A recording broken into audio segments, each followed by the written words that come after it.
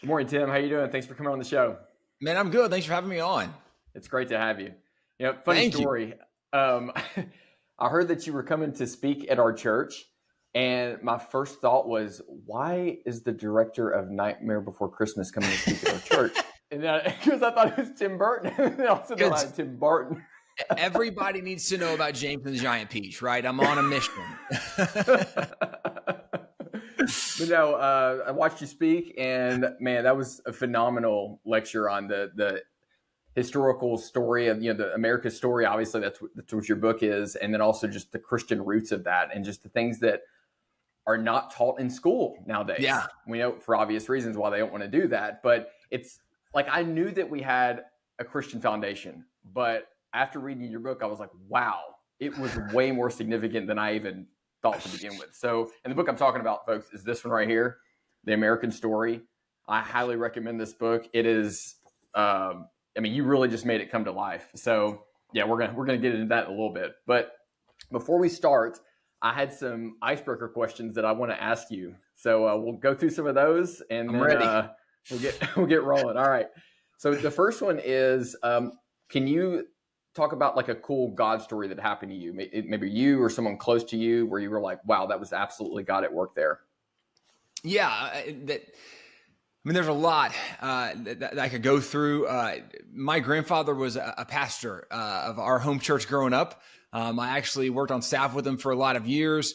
And even the story of what God did in his life to start the church, he was born with a cancer. And we're talking about, this is back in like the 1930s, 1940s. Oh, wow. And, he had, his lungs were failing. They weren't working and nobody knew what to do. Doctors didn't know what to do. And there was this preacher coming through town, and his parents had heard this preacher was praying for people. And they said, hey, we've tried everything else. And so they go to service and they hear the preacher using verses that they hadn't heard their preacher talk a lot about. And it was about God doing these supernatural things, that a God of miracles and God would heal. And so at the end, this preacher prayed and my grandfather was healed and his lungs worked, and it's just incredible things. Well, it really inspired him that he should know what the Bible says. Because again, he heard a couple verses that night, and I don't even remember what verses those are at this point. My grandfather's already passed away. He's with Jesus right now. But, I'm imagining, right? Maybe like by his stripes we are healed. I don't know what it was, but it led him to say, I want to study and know the Bible. And so he began to read and study and know the Bible. And not only did he believe in God and Jesus and the Holy Spirit, but he believed that the same God that did miracles in the Old and New Testament is the same God that still exists today. And so we've seen God move in so many ways, because in faith, asking and praying for God to intervene in situations, we've just seen that. And so even in my own life, there's a story my mom loves to tell. It's a little foggy on some of the details for me, but I remember some parts very well. We grew up in the country, and our family, we always had a farm and a ranch. And so we're always outside doing things. And one day I think I was maybe 5 or 6, maybe 7, somewhere in that range. I was just out and I had on shorts and tennis shoes. And I stepped right in the middle of a coiled rattlesnake. And this snake struck me on the leg twice. And my dad saw it. He picks me up and he gets a gun and kills the snake. And he's telling my mom, look on his leg. We got to take him to the hospital. My mom's looking. She says, there's nothing on his leg. And my dad said, I saw the snake strike him twice. And as a kid, right, I don't know anything. I have no context, no perspective, but we had just been learning from Ephesians chapter 6 about the armor of God. And you put on the belt of truth and the breastplate of righteousness, and you shod your feet with the preparation of the gospel of peace. And right, all these details from the armor of God. And my parents are like, we don't know what's happening, and there's not a mark. And I was like, guys, it's cool. I put on my armor this morning. And they're like, what are you talking about? I'm like, I put on the armor of God. I'm totally fine. And, I don't know all the details about how God works and what he does and all the details, but certainly in our life, we've seen so many moments where things maybe didn't happen the way they could have happened, or they happen in ways that didn't even make sense. And so in our life, we've seen God move in so many ways, from me being protected from rattlesnakes to people being healed, God opening doors and making connections and provision. And so, I mean, we really could spend hours talking about how God has moved and, our stories, but certainly for me, God is very real. His moving and working in my life, very evident, even as a young kid, recognizing, hey, I got the armor of God. I'm going to be fine. Yeah. That's awesome. That's really cool. I also like that you remember those stories, because I think it's so important to remember those situations where God moved. It's because sometimes if you don't remember it or journal about it or write about it, it's so easy to forget it or even just dismiss it or rationalize it away. So I think it's important to keep in mind that those were the times where God was acting. Yeah. So next one, we'll shift to gears here. Besides the armor of God, what does your everyday carry consist of? I mean, the two things go together, right? I trust God, and then I do a lot of training. So I blend those two together a little. I feel like I almost have to justify this on some level, because I have a lot of friends and they're haters on this, but I carry a Glock 43X. I use the shield arm mags, TLR7 sub light, and then the Holosun, the EDC, and I love the setup. But growing up, because we lived in the country, I had a Ruger Blackhawk 357 I was shooting 38s out of, and I got it when I was 16 years old. I grew up watching John Wayne, right? Watching Roy Rogers. The revolver is where it was at, right? I wanted the Western gun. I got the holster. It was awesome. And so I grew up with that. So the first semi-automatic I got was a Glock 17.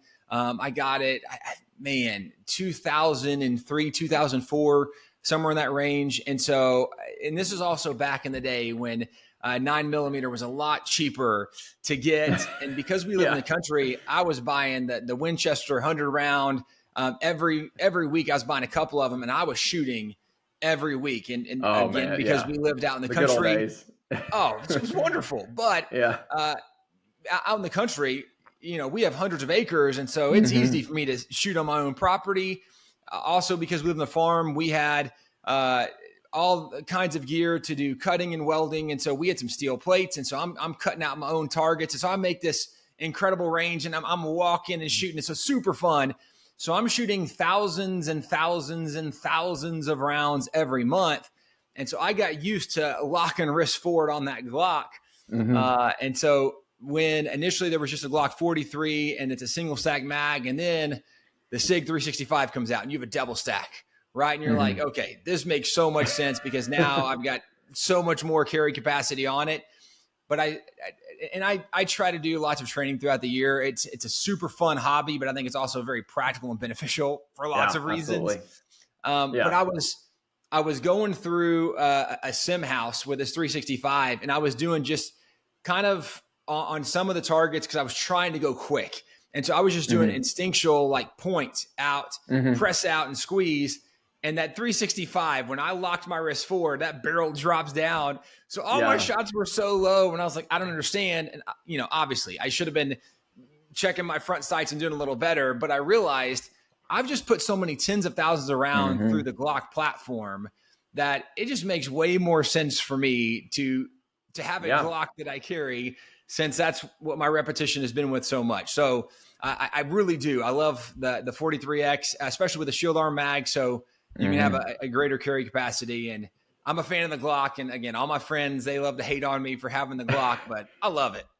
Oh, I love the Glock. It's funny. I have basically the exact same carry setup, except I have the 48 MOS. So I have the TLR mini, TLR7 sub, the EPS with the Holosun EPS, and also found a company years ago that makes the extended beaver tail for the Glock 43 and 48, because I just shot a 17 yesterday with no beaver tail, and it gets my thumb every single time. And so when I got that upgrade, unfortunately the company's not in business anymore because they just 3D printed them.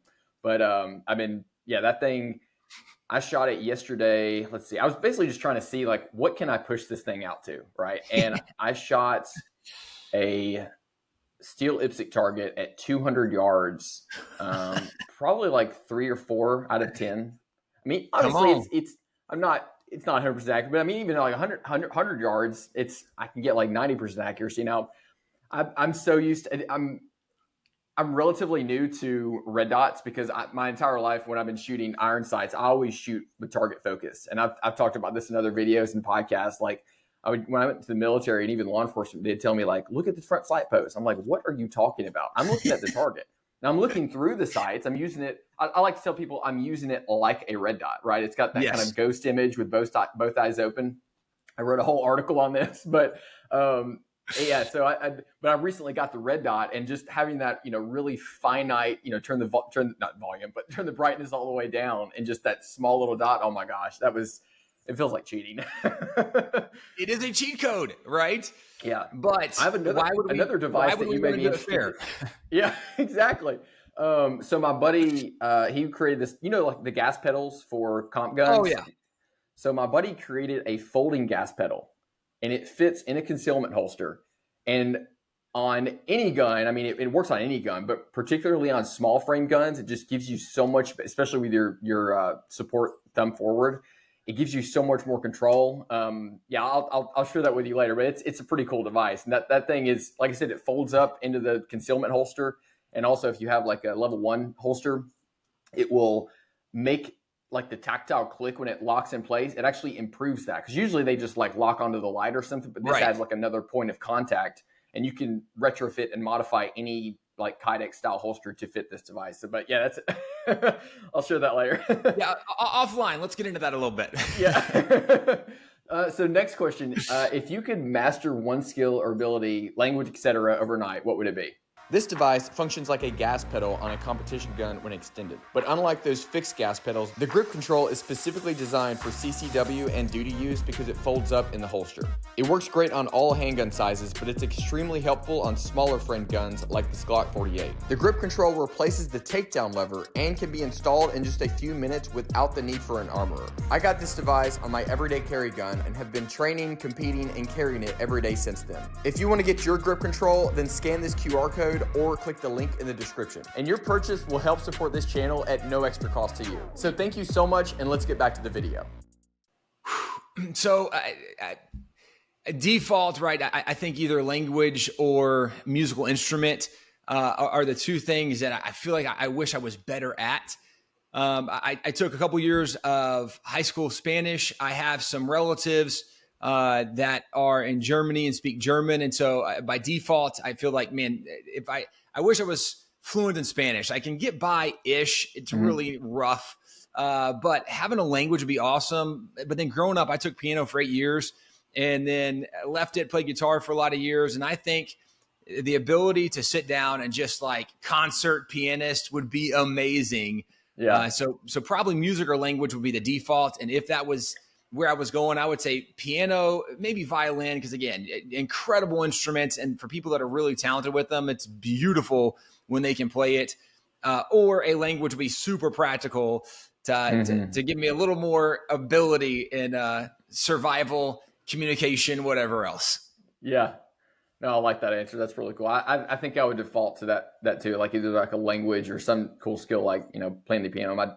My daughter, where our kids are all homeschooled, and she's one of her like classes is music. And so she uses this app called, I think it's Musician, and it basically listens for the notes. So as she's playing on the screen, it's listening for the notes, and it gamifies it and everything like that. And it's amazing how effective it is. They'd have it for guitar. They also have one for singing. Like they have virtual voice coaching. It's welcome to the future. Yeah. They did not have this when we were growing up, right? That was not an option. Yeah. So yeah, those were phenomenal answers. I love all those. But I really want to get into this, talk about this book, and also talk about you all's company, Wallbuilders, which doesn't, for those listening, doesn't have anything to do with the Southern Wall. It's a completely different wall. But can you talk briefly about, or not briefly, but talk about how Wallbuilders started and kind of the development of that? Yeah, and to your point, having a name Wallbuilders since President Trump has taken on a totally different meaning for so many people, and it's not that we are totally in favor of walls. It's just a different wall that we're referencing.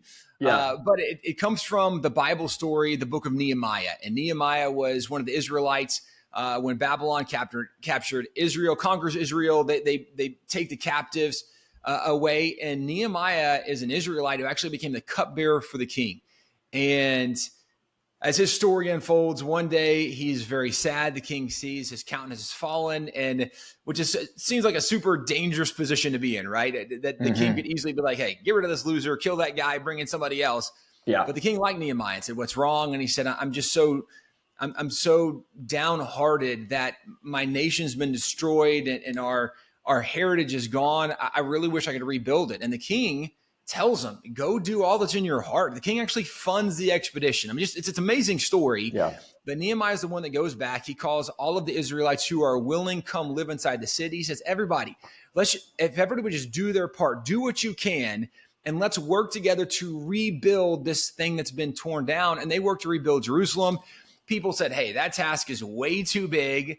There's no way you can do it. But in 52 days, when people came together, when they worked together, when people were just rebuilding their own backyard because they're all living in the city. Yeah. And what was thought to be this impossible task becomes not only possible, but done in a record time.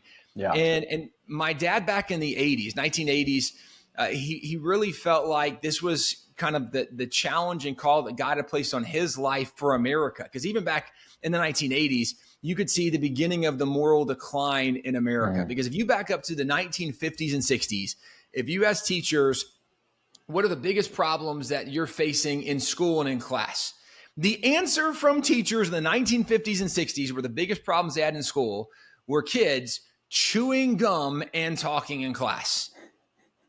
Those were the issues, right? Wow. Well, if you get to the 1970s and 80s, all of a sudden now you have violent crime that's erupted in public school. You have teen pregnancies. You have STDs. You have drugs.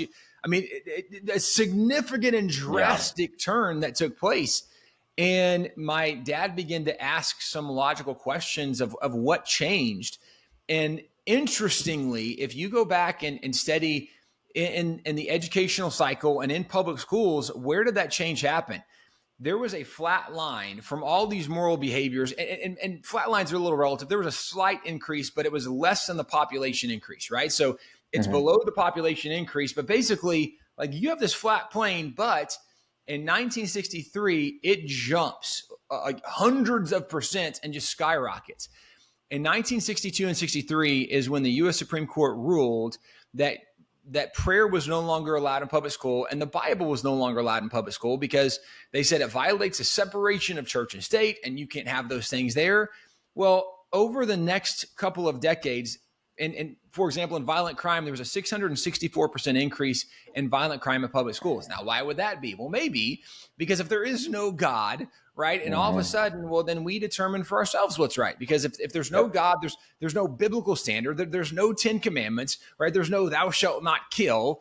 Well, then who determines what's right and wrong? And this is the challenge that has really unfolded in public schools since then, is we've moved away from an objective moral standard of behavior. And now kids don't know what's right and wrong. They don't know what's true. They don't even know what's a boy and a girl anymore because there is no objective standard for truth and morality.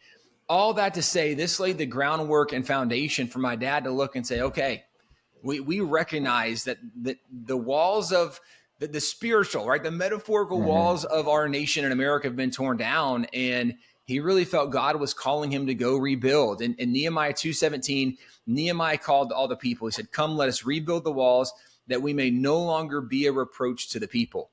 And so the name Wallbuilders really was a challenge to every American citizen, every Christian to say, let us come and rebuild the walls. We need to be wall builders and restore the religious, the moral, and the constitutional heritage and foundation of the nation that's come under attack. And so really those are kind of our three thoughts: the religious, the moral, the constitutional heritage of the nation. Ultimately, as an organization, we focus on American history. So we teach American history, but really in an effort to restore the moral and the biblical foundations of the nation. Because if you actually know the history of the nation, it's so different. To your point just a moment ago, it's so different in the modern narrative.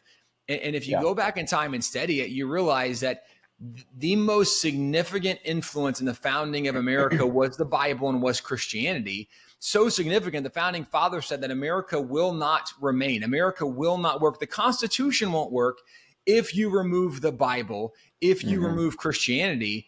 And today there's a lot of people recognizing the brokenness of the nation, and they're looking for all kinds of solutions. And even now, right, we're in the middle of a political cycle and season, and people think that a politician will fix the system. Well, politicians make a difference, and you can elect a different politician, and that will certainly help in our scenario.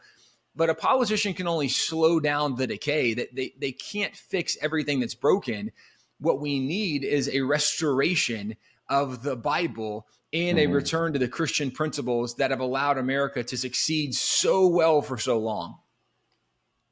I like that. That's really powerful. And I completely agree. I think it's so important to understand the biblical roots, because without that, you see this experiment that we have that is America. And if you just be like, well, we're not going to acknowledge the Christian part of that, it skews the story, and it completely ignores such a fundamental tenet of why we are where we are. It would be like looking at an iPhone and someone saying like, well, how was that thing built? And like trying to explain it and say, but you don't need to have a degree in mechanical or electrical engineering.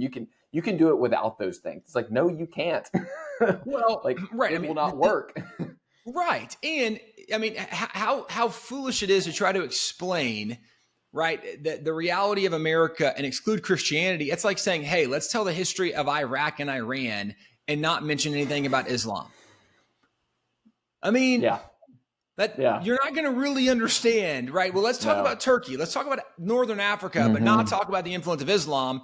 Then you're not really going to get the whole story, and you're not going to get the real picture. But this is what we have tried to do in telling the story of America and excluding the influence of Christianity, excluding the role the Bible played. When there's some really great books you can go to. Like there's one that was done by Donald Lutz, a professor from the University of Houston. He worked with some professors from LSU. His book was called Origins of American Constitutionalism. Came out in the 1980s. And he is not a conservative guy to speak of. He was just an intellectually honest academic. And he said, I want to know what was the greatest influence on the founding fathers. And so what he determined was if they look from 1760 to maybe 1810, right, the formation of America becoming a nation, separated from Great Britain, the Constitution, then the constitutional format laid out, the U.S. Supreme Court. Like let's track this whole kind of procession, this progress for 50 years. He said, if we search through, let's say, 15,000 representative writings from those 5 decades, if we go through those writings and every time there's quotation marks, if we will take those quotation marks and go back and see who were they quoting, then if we can find maybe the people they're quoting the most, we might see who were the greatest influences that led them to do what they did, that shaped their thinking and their behavior.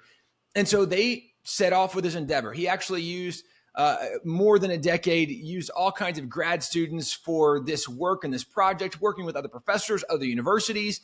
And they go through thousands and thousands and thousands of writings from the founding fathers. And it's worth noting, right, for the modern generation, some people listening, that they've never known a time without the internet. Well, from us who are a little bit older, right, we can remember before Google existed, right? You couldn't just type in a search engine and look for something. You had to go to the library.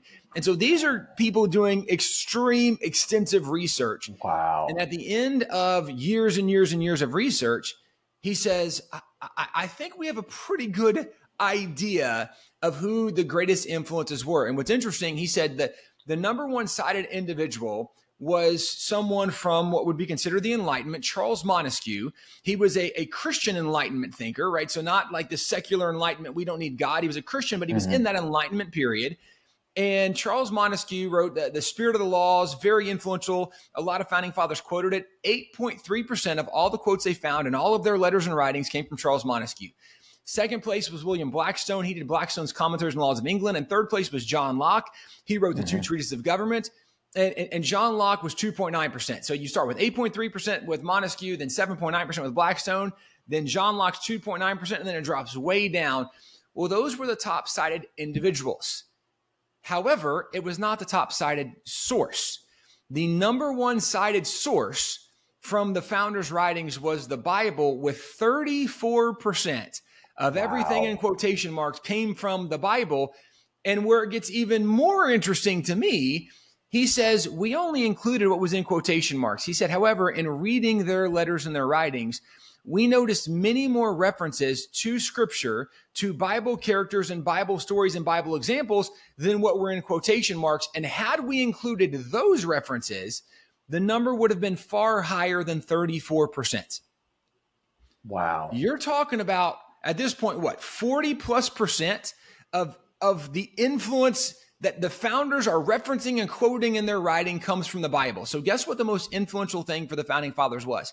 The Bible. Guess where they got their ideas? The Bible. And by the way, to go further, if you actually start reading the founders' writings, they actually tell you where these ideas come from. They'll quote the literal verses that shaped the way they thought about those issues. The problem is today that most of our thinking of America or the founding fathers has come from a modern academic narrative, not from going back and, for example, reading the letters of George Washington or John Adams or Thomas Jefferson. No, we haven't actually read those letters. And if you go back to the letters of George Washington, there's more than 100 books containing just the letters of George Washington.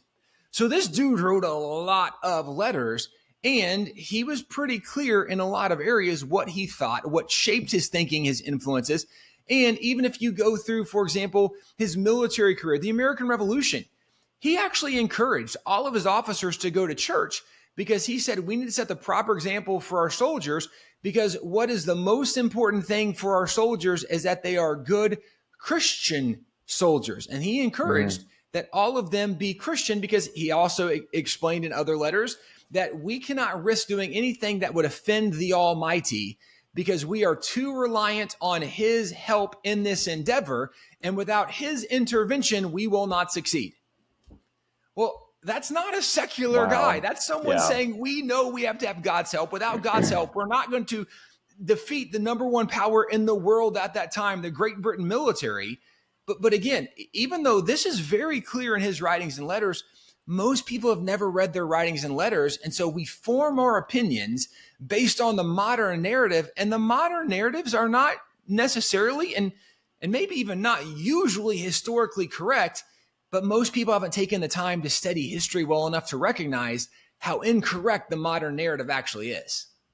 Well, and I would also guess, especially based off of reading your book and then some of the research I did after it, that it wasn't just a general reference to a God or to God. It was Jesus Christ. And I've noticed that we have, we have in God we trust on our money, but we've tried to sterilize it and make it just this, just God, this thing. And I really would like more people to acknowledge that, no, it's Jesus. It's the Christian God. It's not just a God, generic, whatever God fits your style, fits your lifestyle. It's the Christian God. Yeah. And this is, to your point, this is very clear in their writings, right? If you, for example, go to John Hancock, and I can give dozens or hundreds of examples, but this is an easy one. John Hancock, really famous signature on the Declaration, right? He was a president of Congress during the Revolution, but he's the first governor of Massachusetts. John Hancock, as governor of Massachusetts, on 22 occasions called his state to prayer. And he would do 2 different kinds of proclamations. He would do some for prayer and fasting, and then some for prayer and thanksgiving. And if you go back and read, and you can find these online, there's a reason I'm mentioning it, and the reason I'm using John Hancock as an example, he's a famous name. Don't take my word for this. Look up John Hancock prayer and fasting proclamation, right? Just type it in to Google or whatever search engine you use, right? Type it in, and then when it pops up, there will be lots of examples. Click on one and read it. And in every single one of his prayer and fasting proclamations, one of the things that he encourages his state of Massachusetts to pray for, that if there is anybody in their state that doesn't know Jesus Christ as their personal Lord and Savior, that they would come to the saving knowledge of Jesus Christ in their own life. They would repent of their sins. They'd be forgiven by the Almighty. But like, this is in his prayer and fasting proclamations. Why does that matter? Because they were very clear about these issues if we would actually go back and read their writings. But most people have never read their writings. Now, to give even deeper connection with America as a nation and not just specific founding fathers, if you look up the Peace Treaty of Paris, it is a document that ended the American Revolution. It brought peace between us and Great Britain and established America as a free and independent nation. If you look that document up, the Peace Treaty of Paris, look at the title of the document. And this document, by just kind of connection for us, is still on display in Washington, D.C. at the State Department up on the 6th floor. It's called the John Quincy Adams State Drawing Room. So just by the way, if you want to go see this, it's still available to public viewing. The title of the document says, "In the name of the most holy and undivided Trinity." Well, who's the holy and undivided Trinity? That's the Christian reference to the Father, the Son, and the Holy Spirit. So this is the document that makes America a free, independent nation. It brought peace between us and Great Britain. It ends the revolution. Wow. And it came in the name of the Father, the Son, and the Holy Spirit. It's on official government documents. So this is not a one-off. This is something we find all over. And some people might argue, well, yeah, but it's not in the Constitution, and that's like the official governing document. Okay, I don't disagree with that. But I think some people misunderstand the role of the Constitution, right? Because if you have a company, you might have your articles of incorporation, and then you have your policies of how you will operate as a business. Well, the policies are not always giving the vision and the mission, right? This is how we execute what we're doing. The Constitution is how we execute, right? The articles of incorporation, the vision, the mission statement, that came in the Declaration of Independence. And the founding fathers were very clear, even in the Declaration. We hold these truths to be self-evident, that all men are created equal and they're endowed by their creator. Well, what are we doing? We're referencing that there is a God who made us and that we're endowed by our creator with certain inalienable rights, that this God who made us, he's given us rights, and that to secure these rights, government exists. The role of government is to protect our God-given rights.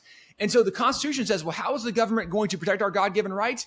Here's how the government functions. We're going to have 3 branches. Article 1, we're going to explain the legislative branch. Article 2, we're going to explain the executive branch. Article 3, we're going to explain the judicial branch. This is what the Constitution is. It's the explanation of how our government is going to work, but it's not the philosophy of government. And people confuse this and they say, well, the Constitution doesn't really talk about God. Again, you've really misunderstood what the Constitution is for, but I can actually show you a lot of things in the Constitution. Where did these ideas come from? Why did they believe in a separation of powers? Well, George Washington, John Adams, Alexander Hamilton, James Madison, just as examples, all of them wrote in their writings that they concluded we needed to separate powers because we know the heart of man is wicked and deceitful and it cannot be trusted. Well, what does that mean? Why does that even matter? Well, where did they learn that the heart of man is wicked and deceitful and can't be trusted? It is a literal quote from Jeremiah 17:9. It says, the heart of man is wicked and deceitful above all things, desperately wicked, no man knows it. They're literally quoting the beginning of a Bible verse that tells us you can't trust individuals with absolute power, right? The idea that absolute power corrupts absolutely. We can't trust. We have to separate powers. Well, why do we have 3 branches of government? In Isaiah, it says that God is the judge. He's the lawgiver. He's the king. Well, we've seen some different branches of government. But again, the founding fathers literally reference these verses in their writings. And I can go through many, many examples in the Constitution of not only ideas coming from the Bible, but I can show you the letters of the guys who were there saying that the idea from the Bible, this verse from the Bible, is why they did what they did. But when you don't know history, when you haven't read their writings, it's easy to look at the Constitution and think, well, this is a really secular document. But you can only think that if you don't know the Bible, number one, again, because there's a lot of Bible references even in the Constitution. You have to not know the Bible, but then you have to not know history. Because if you would actually read the founders' writings, and if you actually know the Bible, you would recognize These guys are quoting and referencing the Bible all the time. And so many of the ideas, even in the Constitution, come specifically from the Bible. And so, to your point, our nation was not founded on some generic idea that, well, we should have religion, but, we're kind of ambiguous as to what that looks like. No, they were very clear. They were very clear when you can go through the writings again of Washington and Adams and Jefferson, and they all agree that there's no greater moral teacher than Jesus. And without a moral foundation, this American experiment cannot last. Where George Washington in his farewell address, right, that the last significant political thing he does on his way out, gives this farewell address. And he says that religion and morality are the indispensable supports of our political prosperity. Right now, political prosperity, that's our thriving as a nation. He says, you're not going to thrive as a nation without religion and morality. He then continues and said, in vain would that man claim the tribute of patriotism who should labor to subvert these great pillars. Meaning, if people oppose religion and morality, they don't really love America, right? They're not a patriot, because religion and morality are the only thing that allows this experiment to work. The following year, John Adams is president. He writes a letter to the militia of Massachusetts, and he says, among many things, and the whole letter really is worth reading. It's a great letter. But one phrase from the letter, he says, our Constitution was made only for a moral and a religious people. It is wholly inadequate to the government of any others. Now, why does that matter? Because they understood that the American idea, the experiment was that we, the people, are in charge, that right, freedom exists. The government is only here to protect our God-given rights, but we live as free people. Freedom only works if you have a moral compass and a moral code, right? Because without freedom, America turns into like Chicago every weekend. That's not going to work. So you have to have a moral underpinnings for freedom to work. And the founding fathers were so clear. And again, like universally, founding fathers agreed, there's no greater moral teacher than Jesus, and there's no greater moral teachers than those found in the Bible. And so they actually encouraged that the Bible be used as the number one textbook in public schools for kids learning to read. They should learn to read from the Bible. And by the way, when Thomas Jefferson was president, he is one of the members of the school board of Washington, D.C., because Washington, D.C. was a federal territory, so it's under the control of federal government. And the president would always, he was almost like, in essence, considered like the mayor of Washington, D.C. And that was kind of an honorary title, but he was very influential. Well, Jefferson came up with what he considered the education plan for public schools in Washington, D.C., and his idea was that every single student learns to read from the Bible so they can become familiarized with the moral teachings of the Bible, which is what they need to succeed in America. Now, again, that's universal sentiment from the founding fathers. You don't find a single founding father against this idea. And yet today we're told, no, right, generic, because they didn't want to establish a religion, right, separation of church and state. That's not what that phrase means. People have so misunderstood this. They believed in separate institutions. They never advocated for secular institutions, right? Like major difference. Because if you go back in their era, this is the era when kings all over Europe are choosing denominations, and they're making all of the people in those nations attend those churches. And if you don't, like, go back to King Henry VIII, the guy that is a founder of the Anglican Church, right? And there's a lot of details in the midst of that. But the big picture is when he founds the Anglican Church, he says, from now on, England is Anglican. And we only have Anglican churches. And so there was like underground churches, but even like William Penn, who is the founder of Pennsylvania, he was a devout Quaker. He was arrested multiple times for going to Quaker meeting houses. And Quakers, they're pacifists. Like, these are not people trying to overthrow the system. Wow. But because they were not attending the Anglican Church, he was arrested and imprisoned. It's the reason the Pilgrims left to come to the New World to find religious freedom. Well, this is not just happening in England. In Germany, the official religion of Germany was the Lutherans, because that's where Martin Luther was from. And they found the Lutheran religion. Well, if you didn't attend a Lutheran church, you could be arrested, imprisoned, or worse things could happen to you. If you were in Spain or France and you were Catholic, and that's what you had to do, the king chose a denomination and he made everybody else follow. And so they said in America, okay, we're going to separate institutions. We are not going to let like the Pope or right the head of the Anglican Church tell us what to do. We're separating institutions.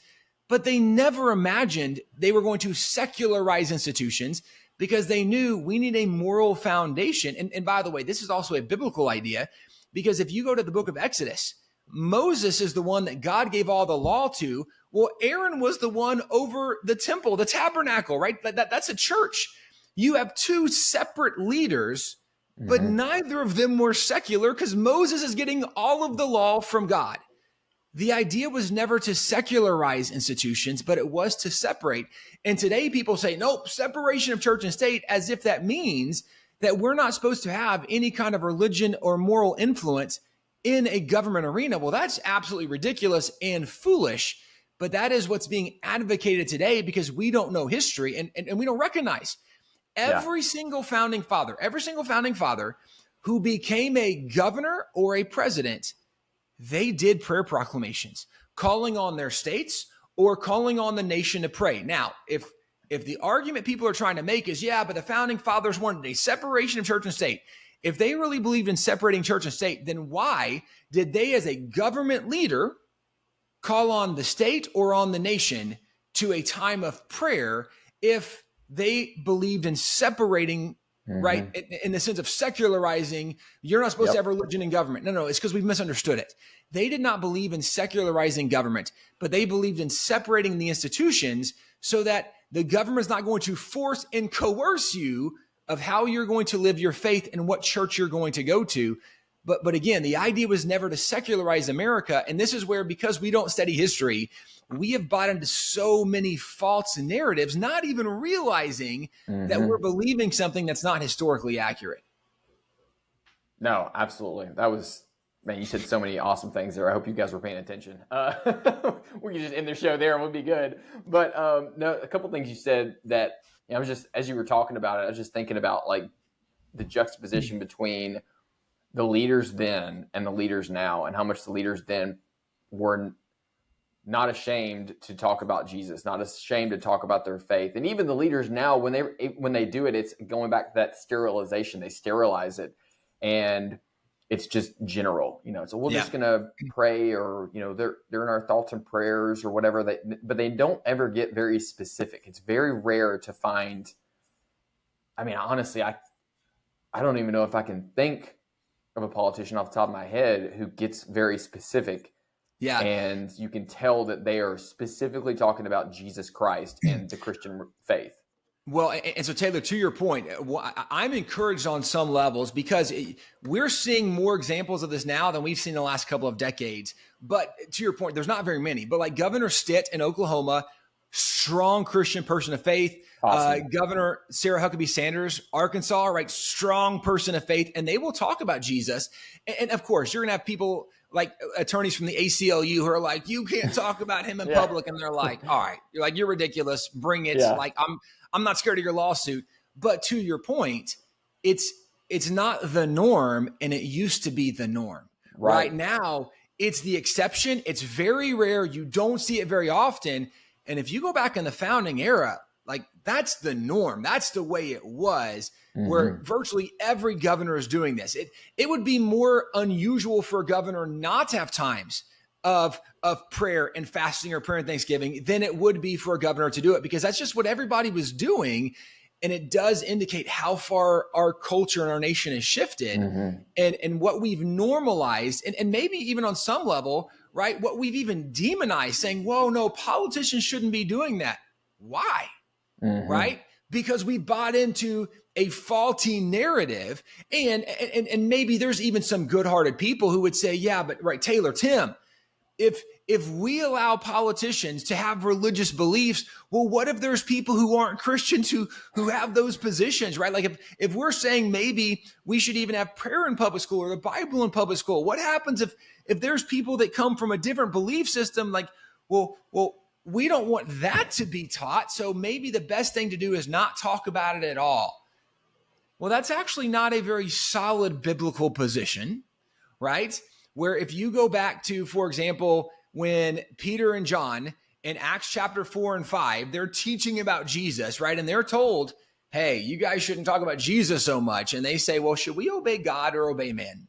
Right? Rhetorical question, because we know who we should obey. We're going to obey God. And even if you back up, it's interesting. Where do we get the idea of the freedom of religion? That's a Christian idea, because the freedom of religion is not a concept taught in Islam. The freedom of religion is not a concept taught in the Buddhist or the Hindu faiths. Okay. The freedom of religion is a Christian idea. Why? Because from the very beginning in the Garden of Eden, God always gave people a choice. God gave Adam and Eve a choice, right? I've made all of these trees, all the trees of the garden are for you, but there's one over here. God gave everybody a choice. Joshua leading the Israelites right into the promised land. He said, you need to choose this day whom you're going to serve. Whether the gods of the Amorites, the Amalekites, like the God of all the lands we passed through, maybe the God of the lands we're living in now, or the God that delivered us from Egypt. He said, as for me and my house, we will serve the Lord. Well, why did Joshua say choose who you want to serve? Because God always gives people a choice. In 1 Kings chapter 18, Elijah's up on Mount Carmel with the prophets of Baal, and they have a contest to see which God's going to answer by fire. Well, why are they even having a contest? God is not insecure, right? And the idea that no, we can't allow Christianity to compete against something else. Why? Like I would love to say, let's sit down and talk about this, because objectively speaking, if we compare religions, there's a few obvious comparisons that are easy to look at. If you look at religions and you want to say, okay, how do we examine what are the best religions out there? Well, maybe some easy thoughts are, well, who are the heroes of those religions, right? And let's say, who's the hero of Christianity? Jesus. Cool. Who's the hero of the Islamic faith? Muhammad. A womanizer. Right. Let's compare these two. Yeah. Right. So Muhammad, who's taking child brides, multiple brides, right? Who is supporting war and killing of all the people that you disagree with and don't like and all of your enemies, who is in favor of enslaving people, right? Or you have Jesus, who says, treat other people the way you want to be treated. Love your neighbor as yourself, right? These revolutionary concepts. Well, let's just compare the heroes, right? Let's compare the moral teachings from this. And can we see, is there one that's objectively better or different? And again, this is the reason I have no problem saying that, well, let's open this up and say, we have to understand there has to be some kind of moral standard that we're teaching our kids, because if we say everybody chooses for themselves, that's called subjective morality, and that never works in reality, right? Because, I mean, Taylor, right? For people that actually do some firearm training, people that are competent, that are very capable, if we said, hey, everybody do what you want, well, if we didn't have a moral code and compass, then it becomes the law of the tiger, the law of the shark, right? It's the biggest, the meanest, the best trained. They get to do whatever they want.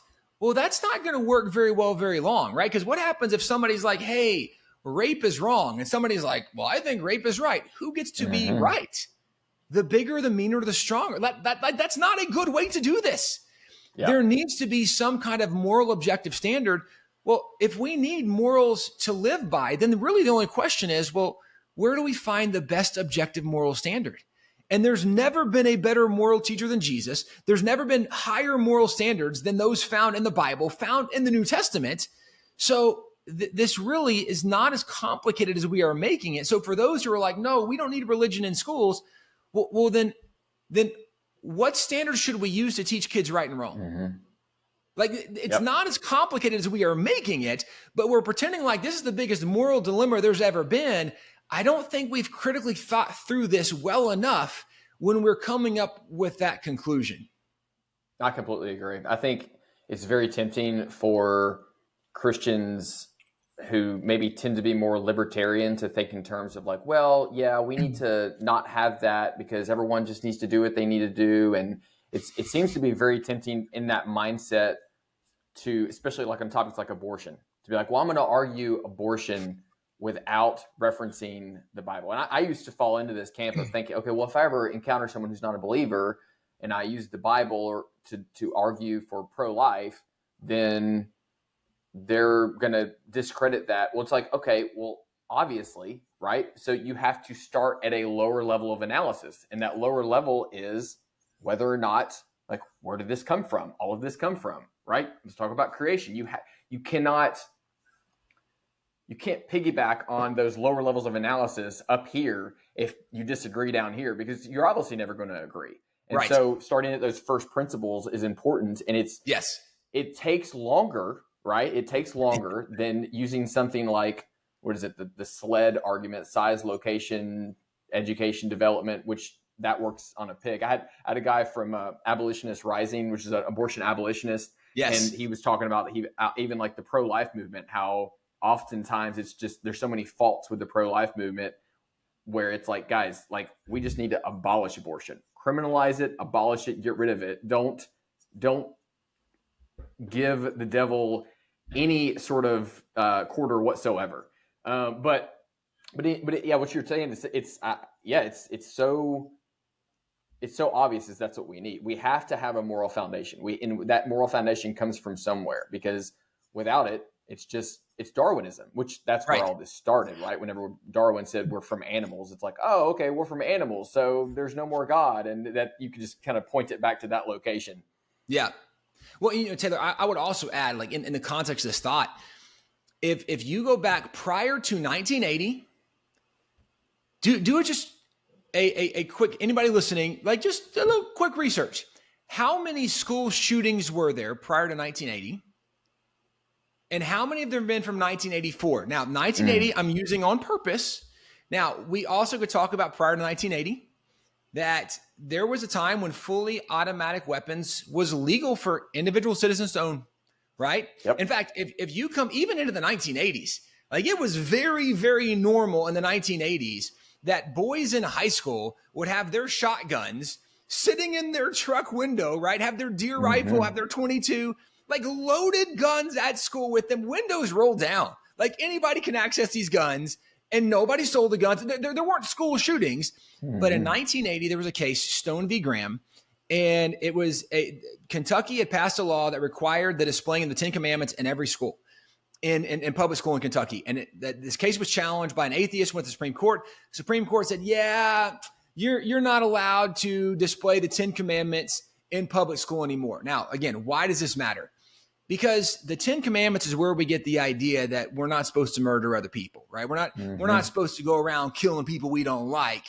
But when you remove the 10 Commandments, which has been the basis for morality for all of the Western world, when you remove the 10 Commandments, now what is the basis of morality? And I don't think it's a coincidence that now we are seeing, right? It's like every month or two, there's another school shooting where somebody, not to derail on this too much, although we could spend some time talking about some significant characteristics, similarities of the last couple of years of mass school shooters with some of the mental illnesses they're dealing with and the propaganda being promoted and taught to them.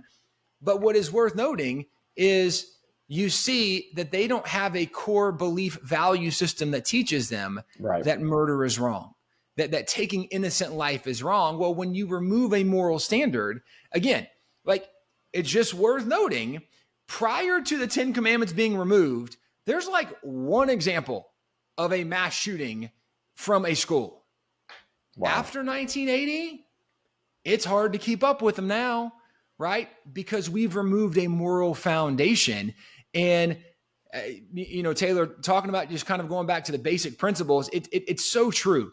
It's easy to think about when somebody walks you through it. And like, you can't do algebra until you know 2 + 2 is 4. Like we have to start with the basics, but you can build pretty quickly because a lot of these things are so logical, but most people have become so used to repeating what they're told. We're not really good with logic. We're not really good with critical thinking and reasoning because we're not taught that in culture. Yep. And it's one of the reasons that I am so in favor of public school, returning to some of that classical model of education where we're teaching reason, we're teaching logic, we're teaching critical thinking. Instead of giving kids fish, let's teach them how to fish. And if we were doing that, there's polling right now that indicates that nearly 75% of college students are in favor of socialism. Why? Because they're repeating what they've been told, not because they've ever critically thought through the process. Right? Because socialism has never, not even in one country, it's never increased or improved the economic situation of the country. It's never increased personal prosperity, and it's never increased personal freedom. Well, you talk to any college kid, they want money and they want freedom. Well, then why are you advocating for something that doesn't give you what you want? Because they're used to repeating the mantra they've heard. they haven't been taught how to process and critically think with logic and reason and go through it. But if we can help have that conversation, we can walk people from 2+2 to more in-depth and deeper levels. But we have to start with the basics to help them understand the journey of the process. And it's not as complicated, I think, as sometimes as we make it. It's just that we've never done the work. We haven't done the research. We haven't done the processing or the unpacking of that suitcase to help people understand the way this really works. No, I completely agree. Yes, I think understanding those first principles and logic and philosophy are so important, because it's just not taught anymore. And no one knows how to think critically. No one knows how to really, a lot of people like to deconstruct, but then they don't know how to construct. And right. It's the, even just talking about like logic and religions and stuff and comparing the religions. I mentioned this before, but when I look at all the religions out there, there's only one where you don't have skin in the game when it comes to salvation. There's only one where God came down.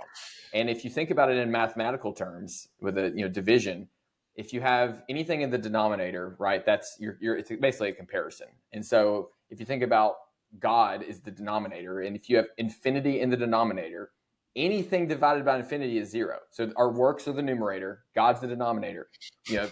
Whatever you have a billion works, good works. Well, it's still zero. You have one good works, it's still zero. The only thing that's not zero is infinity, God, and that's undefined mathematically. But not to get too nerdy, but it's like it even just works mathematically. It makes sense. Right. If we're going to prove ourselves before a perfect God, we have to have a perfect comparison, and that would be Jesus. It would be putting all of our trust in Jesus. And so, and even in the Christian faith, with like people being able to evangelize or Christian apologetics, I really wish Christian apologetics would come back, because there's when I've been in church my whole life. I can't like point to a moment when I was saved. Like, people that point to a moment, well, I've been in church my whole life. So it's like, I don't really know, but I do know that when I was younger, I didn't really understand the gospel. I didn't really understand. I could answer like a multiple choice test about it, but I didn't fundamentally understand it till I got like in my later 20s and started reading about it and understanding like what it actually means. And then it made sense to me.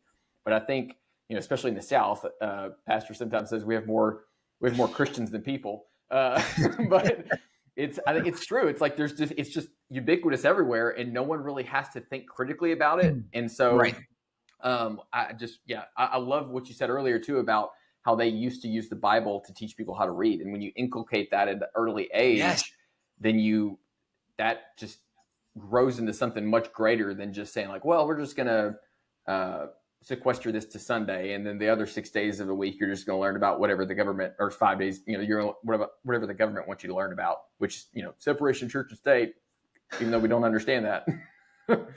Right. And as a Christian too, this is such an important point, because the Apostle Paul, when he says that I was put here for the defense of the gospel, the word defense he uses is the word apologia in Greek. It's where we get the word apologetics, right? Mm-hmm. The Apostle Paul, he felt like his calling was to help explain why does this matter? Why does this work? Why should we be doing this?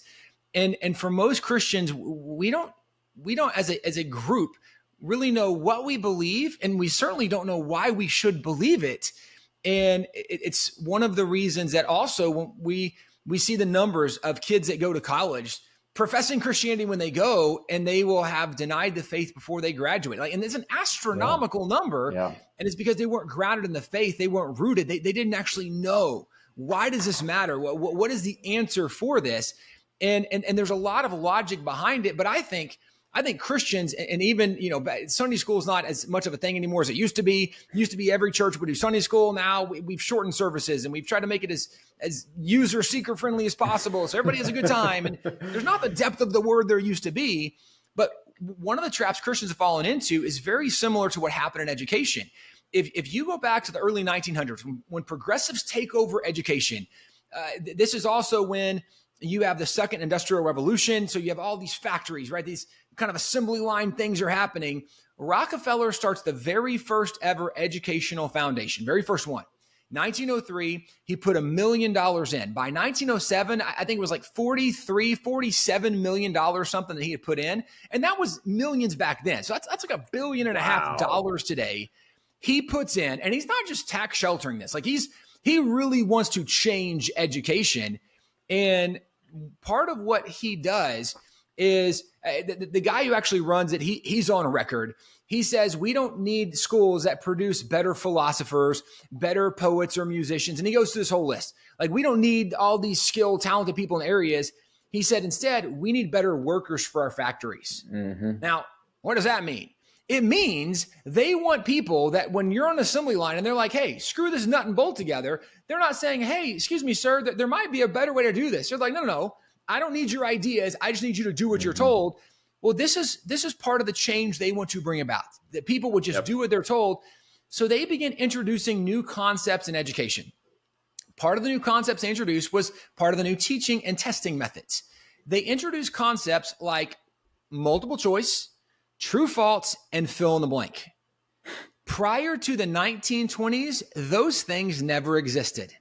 Wow. Now, why does that matter? Because what are we really asking in multiple choice, true, false, fill in the blank? We're asking, what did the teacher tell you was the right answer? Mm-hmm. That's what you need to write down, right? This has nothing to do with comprehension or content mastery, right? Like, this doesn't show that you know the story of the American Revolution. It doesn't show that you know the story of the Civil War. All it shows is that you can repeat what the teacher told you, which was what the whole point was. Well, the problem is we've embraced this same model even in Christianity, that we're like, hey, all right, repeat this prayer after me because this is what matters. Okay, I appreciate that we're trying to help lead people to Jesus, but we've embraced a very secular idea, and it's not what the Apostle Paul even talked about, because, like, not to derail people on this one, but I'm going to throw it out there. Give me the example in Scripture of a sinner's prayer. Mm-hmm. There's not one. It's not. It doesn't exist. That is a modern day contrivance. And I can actually go through the history because Billy Sunday's the first guy kind of noted with doing this. He was a big evangelist. They had these big crusade revivals.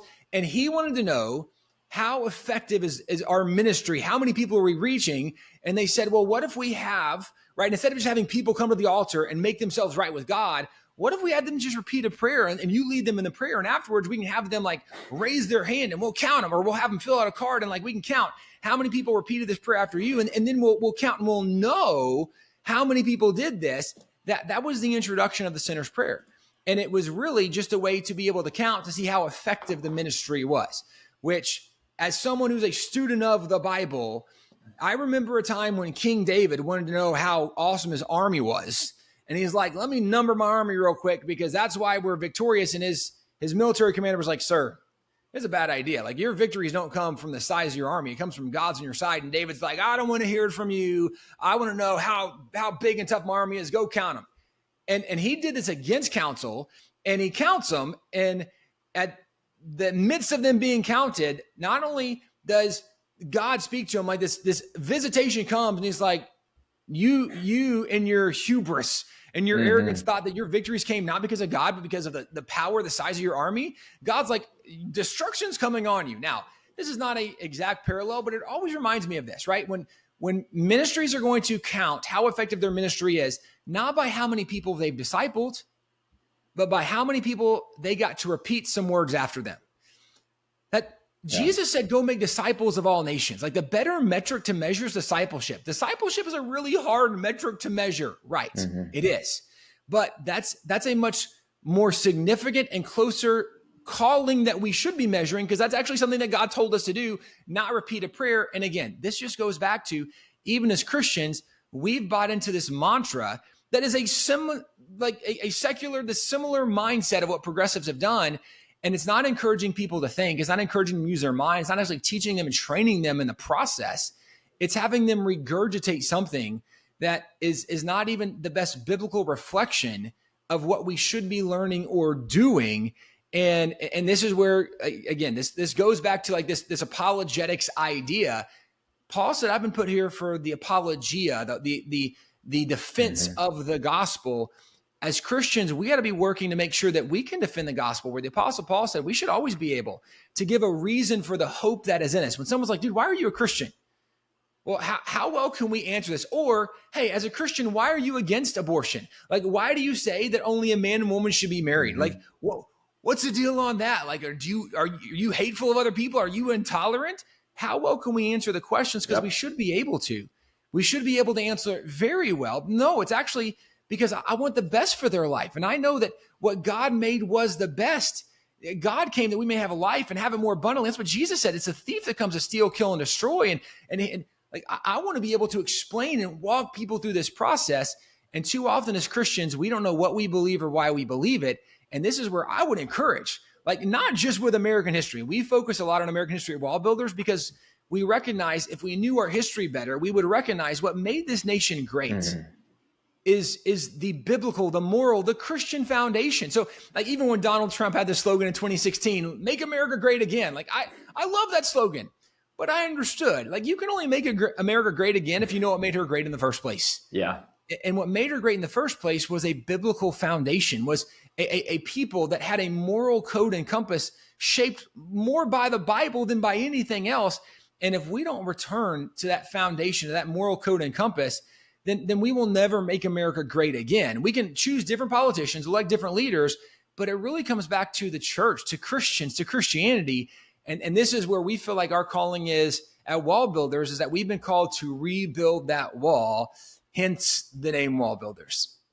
Wow. Well, that was awesome, man. I think that's an awesome note to end on. Real quick, where can people find you and find your organization? I mean, wallbuilders.com, super easy, but we're on virtually every social media platform except TikTok. We're on all the social media platforms. So you can find us out there anywhere, but wallbuilders.com is the best place to go. Awesome. Well, Tim, thank you so much for coming on the show. This is a phenomenal conversation. Hopefully we can have a round two in the future, but I really appreciate this. And guys, thank you so much for watching. And as always, train to a higher standard.